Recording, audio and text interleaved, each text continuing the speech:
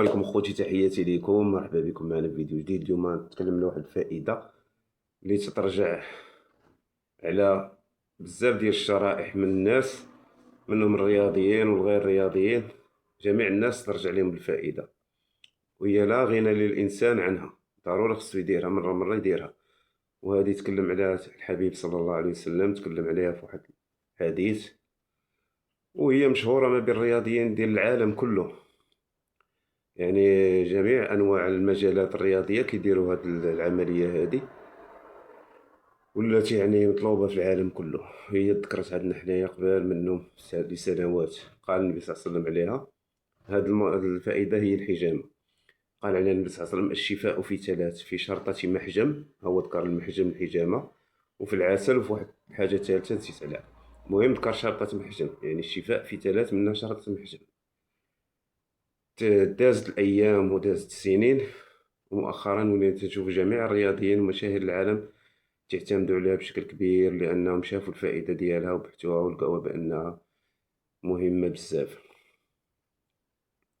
هي مزيانة بزاف بالنسبة اللي مثلا عنده مشكل ديال ضغط، ارتفاع ضغط الدم، تتخفض ضغط الدم المرتفع، تنقص منه. كذلك تتنشط الدورة الدموية بالنسبة للرياضيين. إلا كانت الدورة الدموية نشيطة عندك، يعني راه المسألة يعني ترجع بالفائدة عليك، خصوصا أن تنشيط الدورة الدموية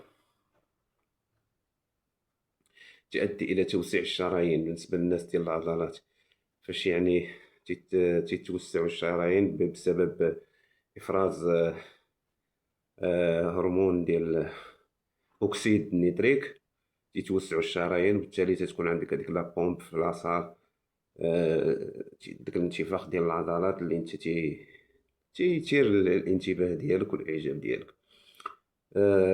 هذه وحده.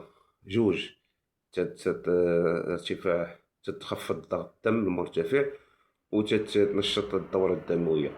كذلك تساعد على الحد من آلام ديال العمود الفقري، وآلام ديال أسفل الظهر. بالنسبة للناس اللي تيهزوا الثقل، أسفل الظهر تيكون عندهم فيه ديما مشاكل، تتحد من الآلام ديال أسفل الظهر والآلام ديال العمود الفقري بشكل عام. يعني ما تتهنى من هذه المشاكل اللي تتوقع لك في العمود الفقري ديالك. هذه مسألة ثالثة. كذلك المسألة الرابعة هو أنني تفرجت في واحد الحوار ما بين جوج ديال الدكاترة. دكتور عنده قناة على تقريبا شي 7 المليون ديال المتابعين، يعني الناس تتابعوا بزاف هاد الدكتور. رغم ذلك مشى عند دكتور واحد اخر باش يستافد منه. هذاك الدكتور اللي مشى عنده كان تيدير الطب العام، يعني جميع المجالات ديال الطب، لكنه في النهايه ديال الحياه ديالو من كثره الاعجاب ديالو بالحجامه ترك كل شيء وتفرغ للحجامه. تصنت داك الحوار اللي دار بيناتهم. الحاجه اللي ركزت عليها بزاف، وهي حاجه مهمه، هي قضيه ديال ضبط الترويه. ضبط الترويه يعني اللي عنده مشكل في الاكسجه، يعني نقص في الاكسجين، يعني الاكسجين ما توصلش شي اعضاء من الجسم ديالو. الحجامه تتهنيه من هذا المشكل هذا. كذلك كاين اللي عنده مشكل في الاكسجين، ما توصلش لواحد العضلات اللي عنده في الجسم ديالو، ما توصلهمش الاكسجين بشكل كافي. الاكسجين تيمشي محمل بالدم، الدم تيكون غادي تيهز مع الاكسجين مواد غذائيه وهرمونات. فالاكسجين فاش يوصل لهذاك العضو، العضو تينتعش. يعني لا غنى للجسم على ان الاكسجين يكون في العامه الجسم ديالو باش يكون الوظائف ديال الجسم كامله مزيانه مضبوطه، لا سيما في النشاط الرياضي. فالحجامه تتهنيك من هذا المشكل هذا، وتتوصل الاكسجين للبلايص اللي ناقصين فيهم الاكسجين. كذلك المساله الخامسه اللي هي مهمه، هو بالنسبه اللي عنده، اللي تيدير واحد المجهود رياضي زايد، وبالتالي تيوقع عنده اجهاد. وهذاك الاجهاد لاش تؤدي الى تشنجات عضليه. يعني شي بلايص في الجسم ديالو تيوقعوا فيها تشنجات عضليه، وهذيك التشنجات ديما تتعيقوا على انه يؤدي النشاط الرياضي ديالو بشكل سليم. فاش دير الحجامه شنو تيوقع؟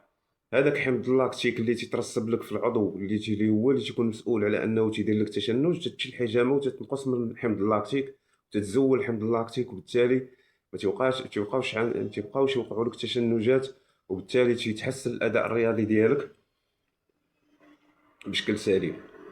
كذلك الحجامه عندها تاثير سبحان الله العظيم على كما ذكرنا في الاول ديال الفيديو على قضيه ديال ان فيها الشفاء. علاش النبي صلى الله عليه وسلم قال لك الشفاء في شرطة محجم؟ لان الجسم ديالنا فاش تيدخل مثلا شي مرض للجسم، الجسم الجهاز المناعي ديال الجسم تيفرز الكريات البيضاء. هذوك الكريات البيضاء هما اللي تيحاربوا داك المرض اللي تيدخل للجسم. فالحجامه شنو تدير؟ تتزيد العدد ديال الكريات البيضاء في الجسم ديالك، وبالتالي تولي الجهاز المناعي ديالك الجهاز المناعي ديالك قوي، وتيصد الامراض اللي تدخل للجسم ديالك. يعني شوف ديال شحال ديال الايجابيات في هذه الحجامه هذه سبحان الله العظيم. كذلك حاجه مساله اخيره، وهي انها تحسين الحاله النفسيه ديال الانسان. من تيديرها الانسان ترجع تينقص ليه التوتر، تينقص له الحاله، المهم الحاله النفسيه ديالو تتحسن. وبالتالي الا تحسنت الحاله النفسيه تيكون العطاء ديالك في جميع المجالات تيكون جيد. وهاد الامور اللي ذكرتها ولو عاد ثلاثه ولا اربعه منهم لا قلناهم راه كافيه بانك تمشي ديرها وما تستغناش عليها. هادشي اللي كاين اخوتي، وتحياتي لكم والسلام عليكم.